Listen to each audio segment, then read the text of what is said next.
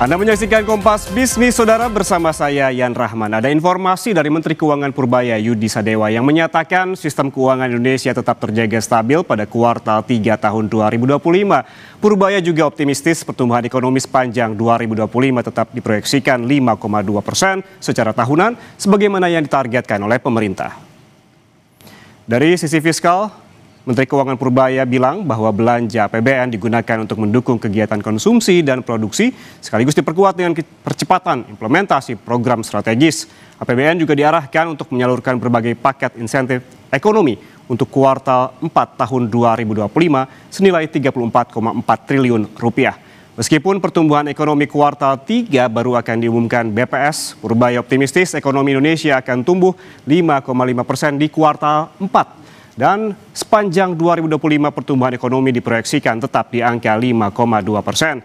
Selain itu, Purbaya mengatakan bahwa sistem keuangan kuartal 3 tahun ini tetap terjaga dan mendukung pencapaian pertumbuhan ekonomi stabil dengan mewaspadai seluruh risiko global. Perkembangan positif aktivitas ekonomi dan koordinasi kebijakan memperkuat optimisme ekonomi Indonesia akan tumbuh di atas 5,5% year on year pada triwulan keempat 2025 dengan dukungan stimulus 34,4 triliun rupiah. Secara full year 2025 diproyeksi pertumbuhannya akan mencapai 5,2%. Saudara, namun tampaknya harapan Menteri Keuangan Purbaya Yudi Sadewa yang memiliki optimisme tinggi terhadap pertumbuhan ekonomi tahun 2025 tak sejalan dengan proyeksi para ekonom. Jangan jauh-jauh dulu deh ke kuartal 4 dan pertumbuhan ekonomi secara full year. Pertumbuhan ekonomi kuartal 3 yang akan diumumkan oleh BPS pada hari ini juga menjadi pertanyaan dan juga bikin deg-degan karena belum diumumkan, jadi soal angkanya kita tidak tahu pasti. Apalagi sebelumnya, Saudara, ini pernah terjadi polemik dalam publikasi data mengenai pertumbuhan ekonomi pada kuartal 2 sebesar 5,12%. Gak ada gap, maksud saya jarak begitu yang cukup jauh antara ekspektasi pasar dengan data pertumbuhan ekonomi BPS. Lalu pertanyaannya, apakah pada kuartal 3 angkanya akan berada di atas 5% seperti perkiraan pemerintah atau justru sebaliknya? Agar lebih jelas kita lihat data berikut ini. Ini mengenai pertumbuhan ekonomi dalam rentang waktu 2023 hingga 2025.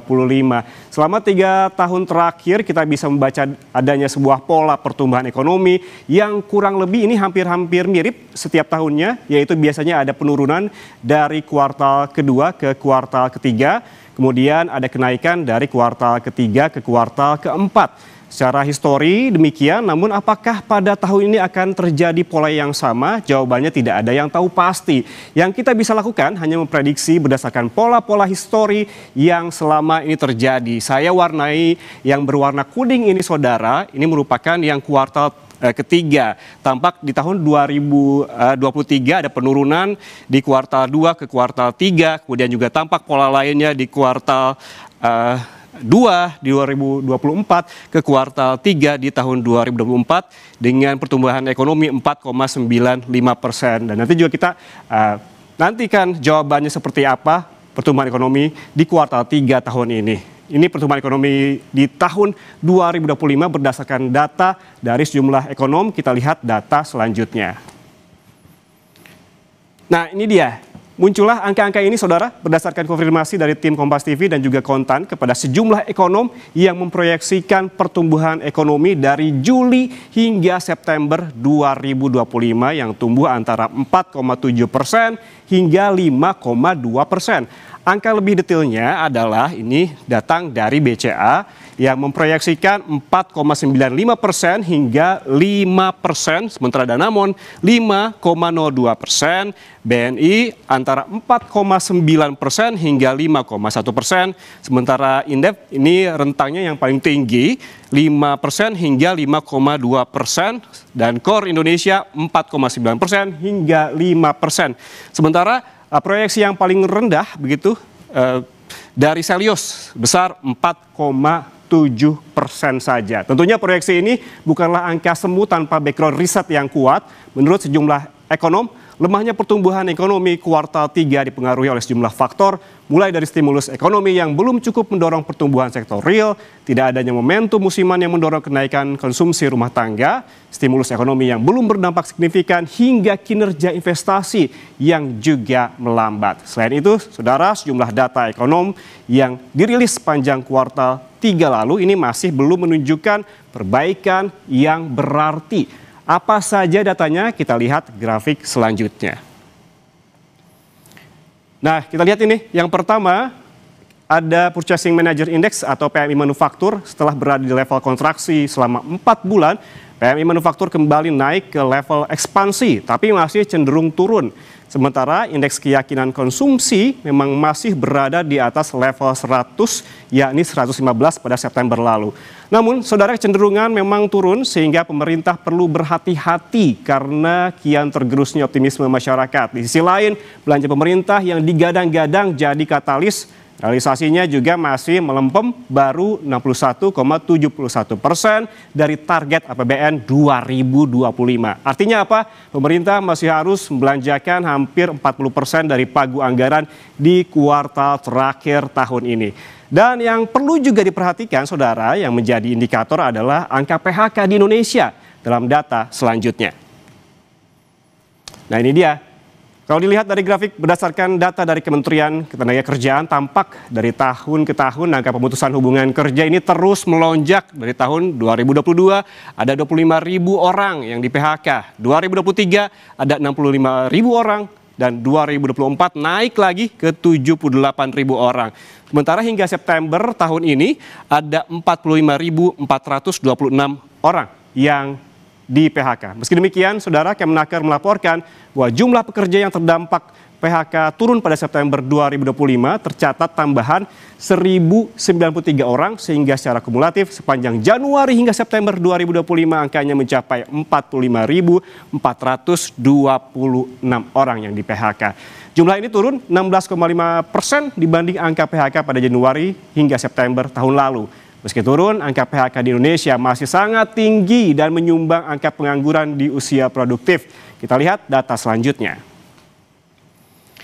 Ini dia berdasarkan data Organisasi Buruh Dunia dibandingkan dengan negara-negara tetangga kita di ASEAN. Nyatanya persentase angka pengangguran di Indonesia untuk kategori muda usia 15 hingga 24 tahun adalah paling tinggi, yakni sebesar 13,1%. Yang paling mendekati adalah Malaysia, yaitu 12,3%, disusul oleh Filipina, yaitu 6,6%, ada Thailand 4,3%, dan Timor Leste 3,4%. Dan saudara, siang nanti Badan Pusat Statistik akan mengumumkan pertumbuhan ekonomi di kuartal 3 tahun 2025. Pemerintah memprediksi di angka 5%, melambat dibanding kuartal 2. Namun apakah akan ada anomali seperti yang terjadi pada kuartal sebelumnya dan mengapa ekonom memproyeksikan pertumbuhan ekonomi di bawah 5%? Kita langsung bahas bersama Direktur Kebijakan Publik Selyos Media Wahyudi Askar. Mas Media, selamat pagi. Pagi, Mas. Mas Media, ini Selyos memprediksi ekonomi tumbuh 4,7%. Ini kalau kita bandingkan tadi dibandingkan ekonom lain ini paling rendah begitu. Ini apa faktor yang menyebabkan Selyos proyeksinya tumbuh sebesar 4,7%? Iya, tadi sudah disampaikan juga ya, kuartal 3 melihat data historis sebelumnya memang biasanya lebih rendah dari tahun sebelumnya karena tidak ada momentum musiman.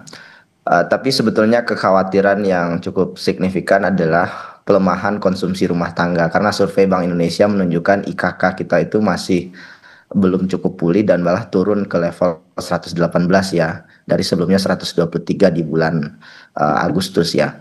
Dan tekanan itu cukup terasa apalagi di kalangan masyarakat bawah ya. Dan salah satu kontributor yang cukup kuat itu adalah harga pangan ya yang sudah naik. Misalkan harga beras itu sudah naik hampir 15% sejak awal tahun. Memang ada beberapa good news, misalkan PMDN itu naik, tapi kita perlu cek lagi seberapa jauh PMDN itu bisa mengarah ke ekspor dengan nilai tambah tinggi.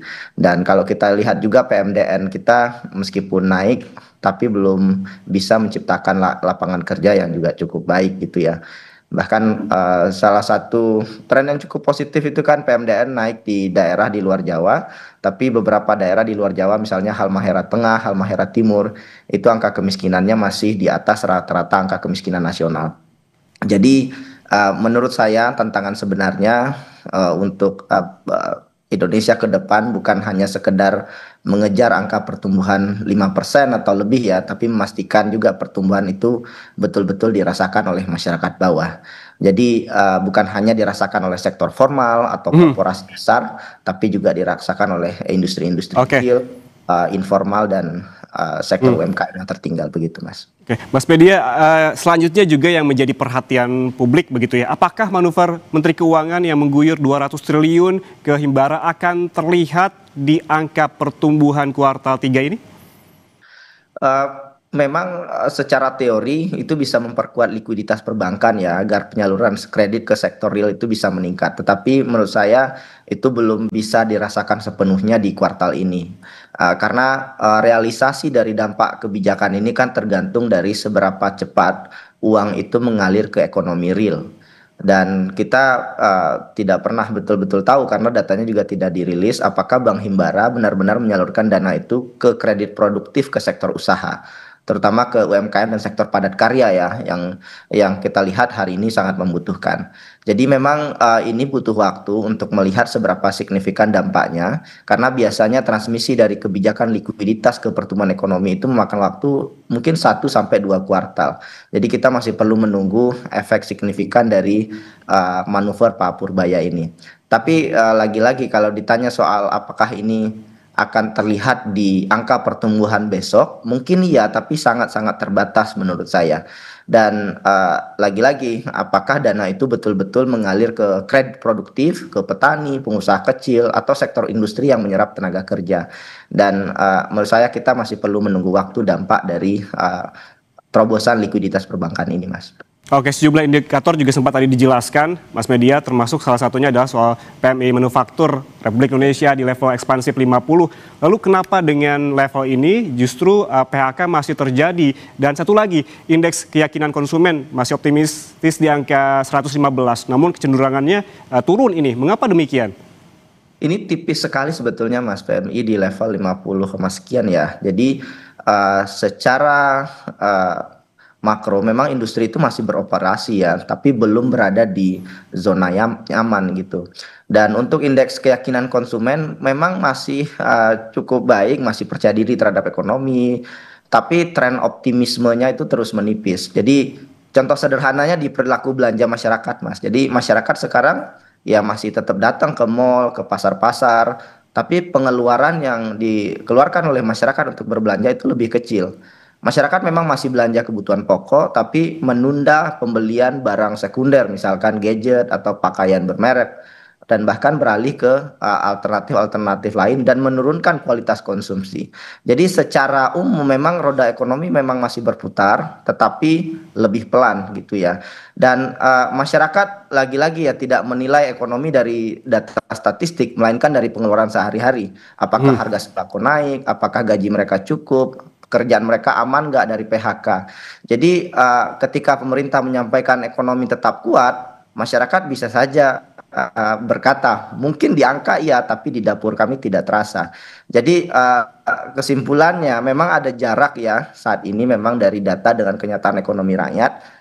Dan angka makro memang memberikan kesan stabilitas dan menurut saya baik untuk investasi, tapi lagi-lagi tantangan ke depan bukan hanya soal menjaga angka PMI di atas 50 atau IKK di atas 100, tetapi memastikan kenyataan ekonomi yang ada itu benar-benar lebih baik dan tidak hanya sekedar angka di atas kertas gitu, Mas. Oke, kita melihat bagaimana kenyataannya di lapangan dibanding angka-angka makroekonomi begitu yang disajikan nanti oleh BPS. Tapi kita beralih ke soal realisasi begitu, Mas Media. Mungkinkah realisasi di Q3 tahun ini di atas proyeksi ekonom seperti kuartal 2 berkat realisasi investasi dan juga kalau mengacu pada BKPM memang angkanya juga naik bukan? Ya, betul Mas. Jadi memang benar bahwa data BKPM realisasi investasi kita itu masih cukup positif ya. Tapi memang perlu dicatat juga efek investasi terhadap pertumbuhan PDB itu tidak selalu instan. Karena bisa jadi investasi yang terrealisasi di kuartal ini itu proyek-proyek jangka menengah, kayak pembangunan smelter, infrastruktur, kawasan industri, yang dampaknya terhadap output ekonomi baru itu baru terasa dalam beberapa kuartal ke depan. Dan kalau kita bandingkan juga dengan kuartal kedua, waktu itu kan momentum belanja pemerintah dan konsumsi pasca Lebaran itu juga masih cukup kuat ya. Tapi di kuartal ketiga ini efek musiman kan juga sudah hilang. Jadi dorongan fiskal pada kuartal 3 kemungkinan belum terlalu besar begitu ya.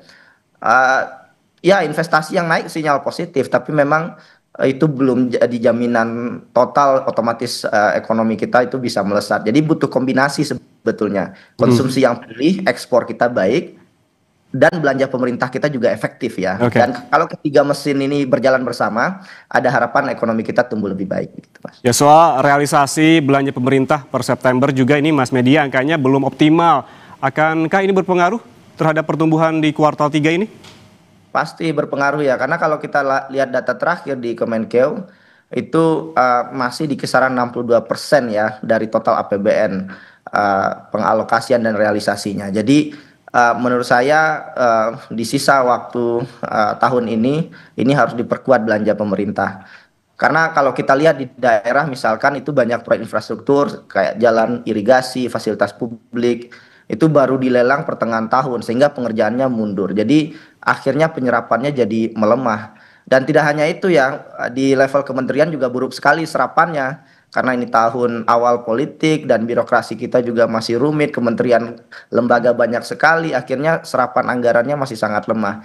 Jadi memang betul Mas, belanja pemerintah masih belum cukup optimal, dan saya kira efek stimulus yang sudah dilakukan itu baik, tetapi harus terus dilakukan berulang-ulang untuk menjaga daya konsumsi masyarakat domestik itu, Mas. Oke, Mas Media, sebetulnya dari pengamatan Anda, apa sih yang membuat realisasi ini sangat rendah, begitu penyerapannya rendah, apalagi ini waktunya juga sangat mepet begitu hingga akhir tahun. Apa yang perlu dilakukan? Pertama memang waktunya sudah tinggal 2 bulan lagi ya.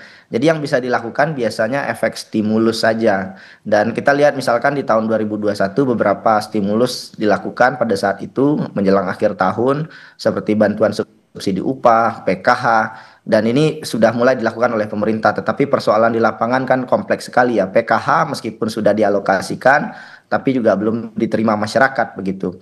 Jadi memang stimulus diperlukan, tetapi stimulus ini tidak serta-merta bisa membuat PDB kita tumbuh lebih dari 0,3 atau 0,5% penambahannya. Karena penggelontaran 30-40 triliun itu tidak seberapa dari segi jumlah. Jadi yang perlu diingat juga adalah kita perlu transmisi kebijakannya juga gitu. Jadi stimulus penting, tetapi kita butuh investasi jangka panjang, peningkatan produktivitas, penciptaan lapangan kerja baru. Ini yang mungkin jadi tantangan. Dan satu lagi, stimulus oke sekali, masyarakat butuh, tapi stimulus harus jatuh ke kelompok masyarakat berpendapatan rendah dan saat ini yang membutuhkan. Jadi kalau stimulus jatuh ke berpenghasilan tinggi, yang justru akhirnya malah menabung atau tidak menggerakkan ekonomi real, maka dampaknya terhadap pertumbuhan ekonomi juga kecil. Jadi itu saya kira Mas tantangan ke depan, bagaimana mengubah kebijakan temporer. Stimulus Pak Purbaya mungkin sudah baik dari segi ide dan pelaksanaan, juga masih kita tunggu dampaknya, tapi lagi-lagi kita butuh merubah kebijakan temporer tadi menjadi momentum perbaikan yang berkelanjutan. Lagi-lagi soal lapangan kerja. Oke, yang perlu diperhatikan oleh pemerintah untuk menggenjot nanti penyerapan adalah juga terkait dengan stimulus, bagaimana ini tepat sasaran. Terima kasih Direktur Kebijakan Publik Selyos Media Wahyudi Askar atas waktunya bersama kami di Kompas Bisnis. Sehat selalu. Dan saudara jangan kemana-mana, Sapa Indonesia Pagi akan kembali sesaat lagi, tetaplah bersama kami.